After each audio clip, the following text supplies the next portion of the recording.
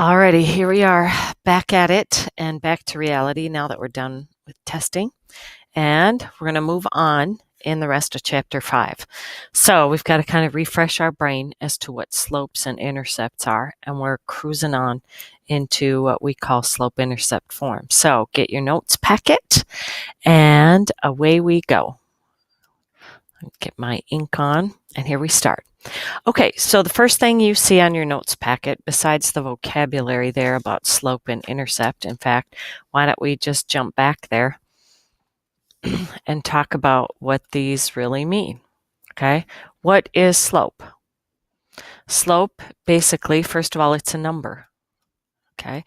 We often write this number as a ratio or as a fraction. We don't have to write it as a fraction, but we kind of like thinking that way because remember, we've always talked about it this way, rise over the run.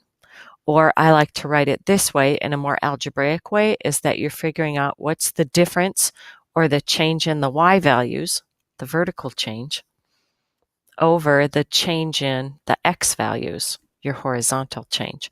So you get a number, and this number basically tells you somehow the steepness of the line. It's like a measurement indicating what's what. Okay, so if it's positive, we know that it's going upward. If it's negative, it's slanting downward. And then the number part tells you how steep or how flat or gradual it ends up being. And then remember that a zero slope is horizontal. And then when you get a vertical slope, that's what we call undefined. That's when I always scream, ah!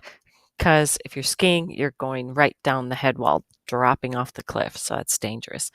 That's what slope is, okay? We've got that wrapped around in our head.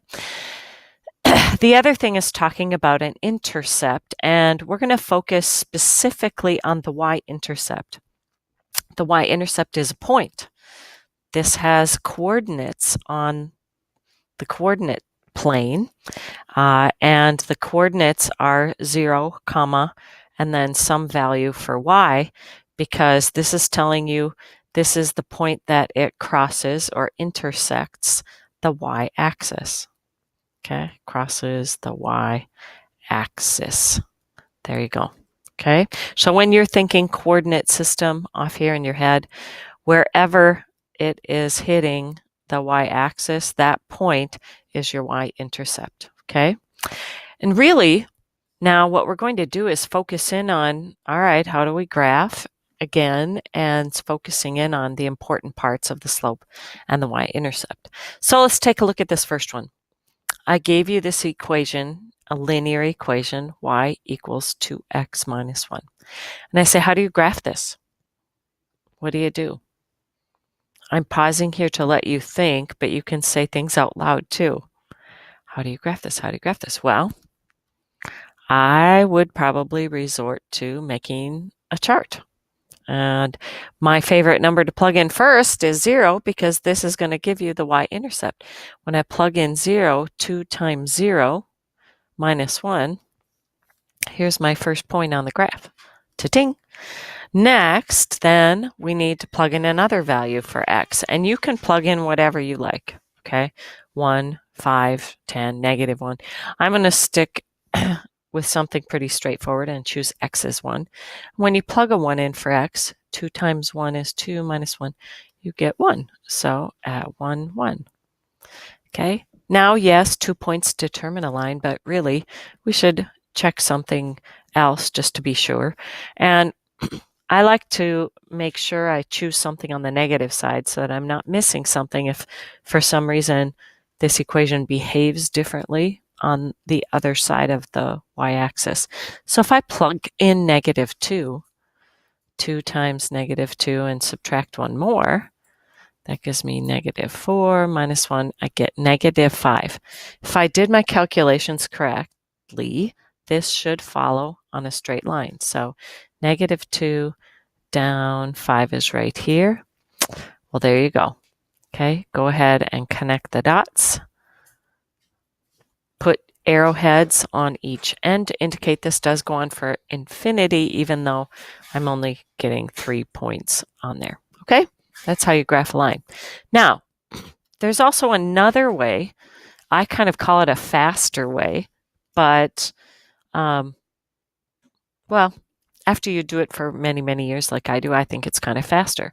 If I tell you the slope, okay, the slope kind of tells us how we can build the line. A slope of 2 means 2 over 1. And remember that this is the rise, or your vertical change, and this is the run, the horizontal change. My y-intercept at -1 is a point. This is the point 0, -1. Boom, it's right there. And once you have the point and you know what the slope is, you can build the line. So let's go ahead and build the line. I have to rise 2, and the run is 1. So I'm going to go up 2 and over 1. Sorry for my little accidental doodle there. I'll get that out of the way. Yeah. Okay, keep building some more points on here. Rise 2 over 1. Rise 2 over 1. Rise 2 over 1. Okay, that's how you can graph a line. Can I also show you this, though? Because I'm only generating points up and to the right, you can also think of the slope of -2 this way. Oh, I'm sorry, the slope of 2 in this way. -2 over -1. -2 over -1 equals +2. But when I use this idea as my slope, this means -2 is my rise. If it's negative, going down. My run is -1. That's going to the left. So really, I could start here at my y-intercept, and I could also generate points on this line that go down to the left one, down to the left one, down to the left one, down to. Cool. And you see they generate this pattern that makes a straight line. Bingo. Do you notice something with this line and the line above that we did this way? They're the same thing. The same exact thing. Oh my gosh, are you kidding me? No, I'm not kidding you. Turn the page. Okay, turn the page in your notes. Let's take a look at this one. Use the slope and the y-intercept again. Okay, slope is -2/5. The minute you see this, I want you to have a picture in your head. It's a negative. My line should be slanting downward, and -2/5, that's not very big. It's a fraction less than 1, so it's going to be a pretty gradual slant to it. My y-intercept is +4. So that's right here. 1, 2, 3, 4. Bing! Now, my slope is -2/5. So there's a couple ways you could think of this, okay? You could think of this as -2 over +5. This is the rise, and this is the run. So that means I'm going to go down 2, and I'm going to go to the right 5. So go down 2 to the right. 1, 2, 3, 4, 5. Go down 2 and to the right. 1, 2, 3, 4, 5. Okay, so that's generating points to the right. But you could also think of this slope this way. You could also think of it as +2 over -5. +2, -5. This is still -2/5 overall, but this time my rise is positive, so I'm going to go up. My run is negative, which means I'm going to go to the left. So from your y-intercept, go up 2, that's the rise, to the left 5. Up 2 to the left 5. Now you've generated points on either side of your y-intercept. You've got a nice pattern generated, and you see the straight line. I hope you draw straighter than I do. Good grief. This is another way that you can graph a line. You know that it's linear, so we just get the y-intercept and go to town. Holy cow. Do you know the one thing that we are missing, though, is the equation of this line. When we did it initially, I gave you the equation. 2x minus 1. And then I had you graph a line. I didn't give you the equation, but I said the slope is 2 and the y-intercept is negative 1. Slope is 2. The y-intercept is negative 1. Oh my word. Here we go. This is a new form of the line called the slope-intercept form of the line. This is where you set y by itself on the left side of the equation, and that equals something times x plus something else. Your coefficient of x is your slope. Okay? Can be a positive number, can be a negative number, could even be 0.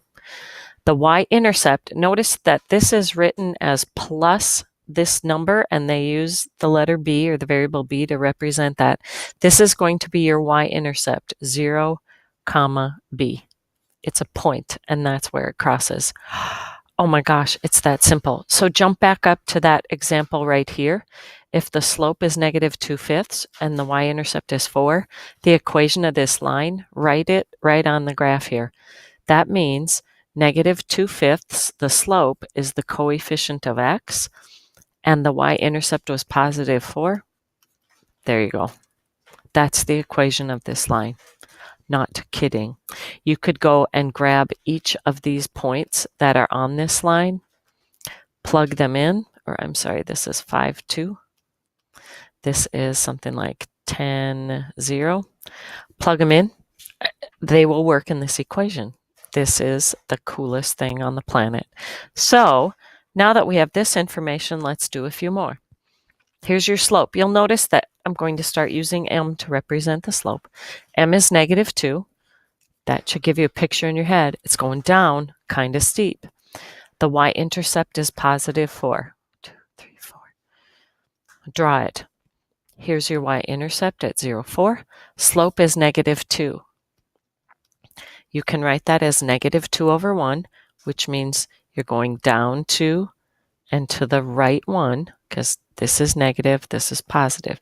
Down 2 to the right 1, down 2 to the right 1, down 2 to the right 1, and so on. Or you could think of your slope this way. Positive 2 in the numerator, negative 1 in the denominator. That means you're going to go up for your rise and left for the run. So you're going to go up 2 to the left 1, up 2 to the left 1, up 2 to the left 1. Sweet. You've got your line now. Yeah. I got a whole bunch of points on my line. And now you can write the equation because you have the slope. The slope is always the coefficient of x, so negative 2x. The y-intercept is the number at the end, the constant. Boom. There you go. Oh my gosh, isn't this way easier than making a table of values? You can just draw it and go from there. Okay, let's try this one. Slope is 1/3. Get a picture in your head. Positive. It's going up. 1/3 is a fraction less than 1, so it's going to be pretty gradual, not very steep. Okay, the y-intercept is 6. 1, 2, 3, 4, 5, 6. There's my y-intercept at 0, 6. 1/3 means the rise is 1 and it's positive. Up. And I'm going to go to the right 3. Up 1 over 3.